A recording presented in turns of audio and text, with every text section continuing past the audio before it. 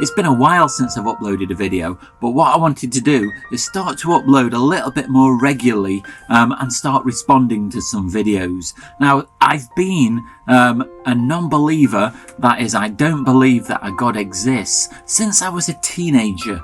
Now, for the longest time, I was really happy just to sit back and not do anything about my lack of belief, but as time has gone on, I've done more research and become more aware of the lies and the harm that is caused by theists trying to share their point of view, and I thought it was time to speak out.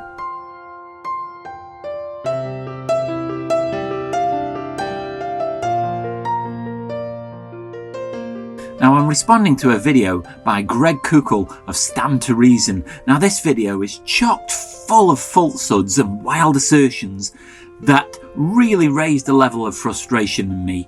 I'm really happy for people to believe whatever they want. I'm not going to tell people what they can and can't believe, and that is fine as long as they keep it to themselves. But when they start pushing it on somebody else, that's when I have more of a problem. And Greg claims to be an educator, claims to be that he's part of a university, and so he's setting himself up as an authority, and that's always something that rings alarm bells with me. So I felt that I needed to correct the many inaccuracies in this train wreck of a video. Of all of the questions that every human being asks about what's true, or about what's important, or about what's meaningful, there is no more significant question to answer than this one. Does God exist? So straight away, Greg shows his theistic bias.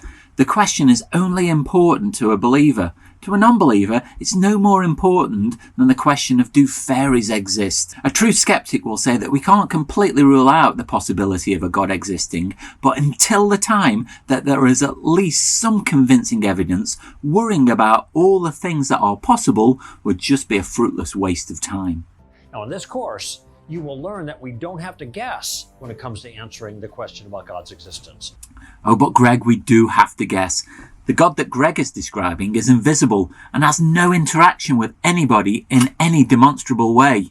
And so a thing that shares all the traits of something that doesn't exist probably doesn't exist itself. So first, we need to define our terms here. Now, we know what theism is. It's a belief that there is a personal God, a conviction that God exists. So what's atheism? It's just the opposite. Atheism, now watch this, is the belief that there is no God. This is one of those maddeningly frustrating things that theists say. They try and tell atheists what to believe. Certainly this is one definition of atheism, but it's what's known as hard atheism. And most atheists don't subscribe to this point of view. The majority just don't believe and don't give it any thought. People who give it a little bit more thought will claim that there is no evidence and they are not convinced by the evidence that is presented and therefore don't believe that a God exists. There seems to be this desperate need from a theist to force the definition that there is no God onto all atheists, when this is just not the case. Now, I often say that I'm a non-believer rather than an atheist because I just don't like the baggage that comes with the atheist label, because so many people misunderstand it. Now, before we go any further, I want you to notice something else about atheism.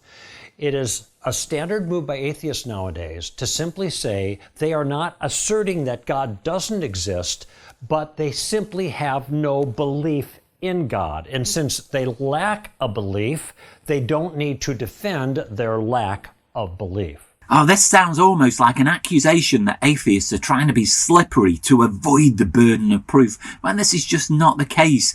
Really, the theist, again, is pushing their beliefs. They assert something is true, when most atheists do not even give that any consideration. I am never asked to defend my lack of belief in vampires because I don't make a positive claim. Therefore, the party that is making the positive claim has the burden of proof. Now, some atheists do go a little bit further and say that a specific God doesn't exist, or even that no God exists, but then these people do have a burden of proof to prove their positive claim. But Greg wants to assert that all atheists are the same. When my daughter, who's now 16, was about 8 years old, She asked me a question. She said, Papa, how do we know that God is true, is what she said. How do we know that the God we're talking about here is actually real, is her point. And I have to think about this now, and this is what I do kind of with adults, but now I got my own daughter who is a youngster who I now need to explain this to. And as I'm pondering how to answer it, all of a sudden something came into my mind that, as I look back on it now, I think captures my whole approach to this enterprise. And here's what I said to her. I said, honey, the reason that we believe that God is true is because he's the best explanation for the way things are. When I first heard this statement, my jaw literally fell open. This shockingly poor explanation that Greg gives to his daughter really is so weak, and he claims that this is university training. If I taught like this, I would expect to be fired. Well, yes, it is an answer, but it is so improbable that it pushes it right onto the edge of what is possible. And so it doesn't follow any logic or have any epistemological value. One test that I often do if somebody makes this claim is to try and insert another entity into the place that the God is taking. So for instance, if somebody claims that God explains everything, if you insert something else, such as a unicorn, does a unicorn explain everything? No, it clearly doesn't. No! God, no! And only somebody that has a presupposition and believes in the God in the first place will actually think that this carries any weight. Let me just say that again, because it's so important. The reason that we believe in God is because he's the best explanation for the way things are. Saying it again, Greg, doesn't make it any more true. In fact, it just weakens your argument because it makes it sound like this is the only evidence you've got. It just makes it sound like no further evidence is required. You see things in the world and you're simply asking the question, what best explains these significant features of the real world? And if you have an idea that explains them well and a contrary idea that doesn't, then the first idea has better explanatory power and therefore is more likely to be true. It's such a shame that Greg doesn't provide any examples of where God did it provides a better explanation than a natural one. At one point, we used to think that thunder came from gods, but as our scientific knowledge has progressed, we now know where thunder comes from. Science has shown us that as energy from a lightning channel heats up the air around it to 50,000 degrees Fahrenheit, and that's hotter than the sun, what it does is it makes the air expand at such a rate that it explodes. And that's where we get thunder from. But if Greg has a question that he can't answer, then his solution is to insert a supernatural explanation into that gap in his knowledge. Now, just a little hint here. I want to let you in on a strategic insight. For us as Christian theists, we have a powerful ally. And what is that? We have reality on our side. So I assume your reality, Greg, includes things like talking snakes and donkeys, a global flood, endless miracles happening, to name but a few unbelievable things. Now, these things don't match my reality. I got this insight from Francis Schaeffer. And first he noted that if Christianity is true, then it is an accurate view of reality.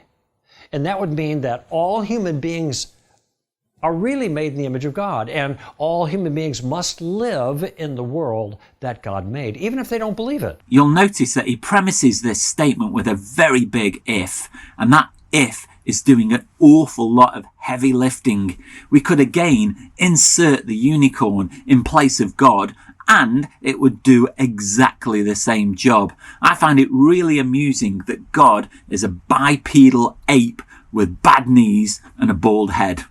This idea that we are made in his image seems really strange when we can follow our ancestry back through time to a common ancestor that really has nothing to do with how we look today. Again, the Christian counters or even ignores the science of evolution and prefers to believe that man was made from a lump of mud. Therefore, if Christianity is true and it's the better explanation of reality, atheists who deny God must be living in denial of reality at some point. Therefore, sooner or later, atheists who deny God's world, reality, are going to bump into the world as it really is.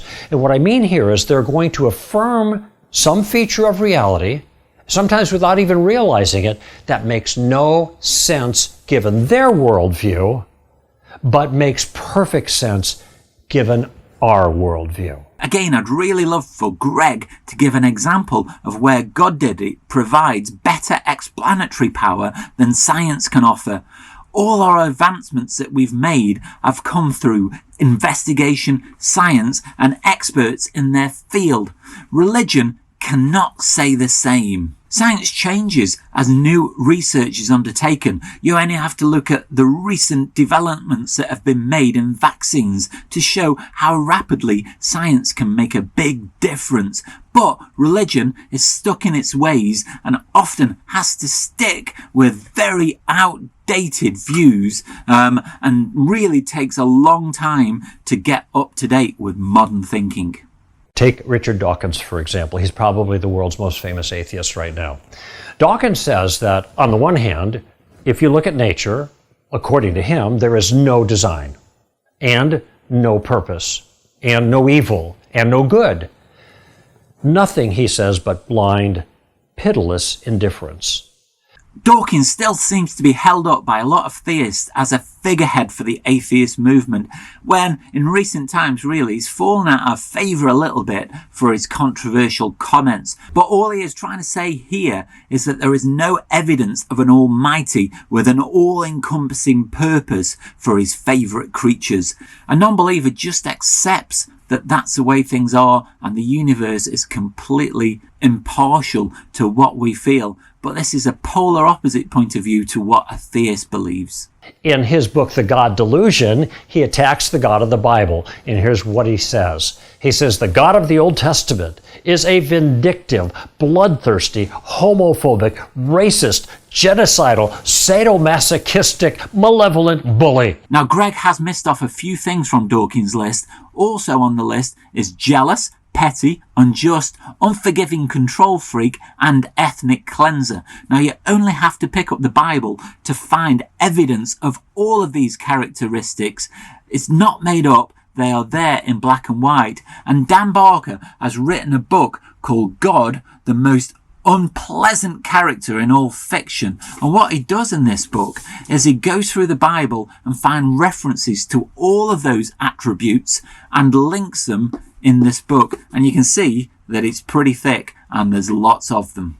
What I'm saying is this. Christianity has better explanatory power. In other words, it fits the world in a way that atheism does not on some very, very important issues.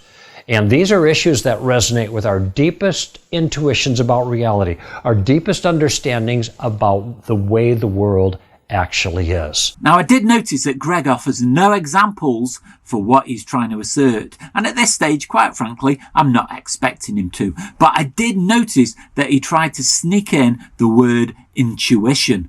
But intuition and assertions are not evidence. They're just wishful thinking, and they just show that he's pretending to believe something for which he has no evidence. The video's nearly finished, and Greg goes on to announce some of the upcoming videos in his series. One that he calls a bump of stuff, one that he calls a bump of bad, and one that he calls a bump of me. So watch out for some of my future videos when I do some more bumping with Greg.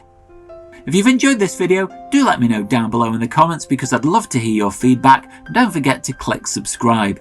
I hope that this has given you something to think about. Be happy and comfortable with who you are.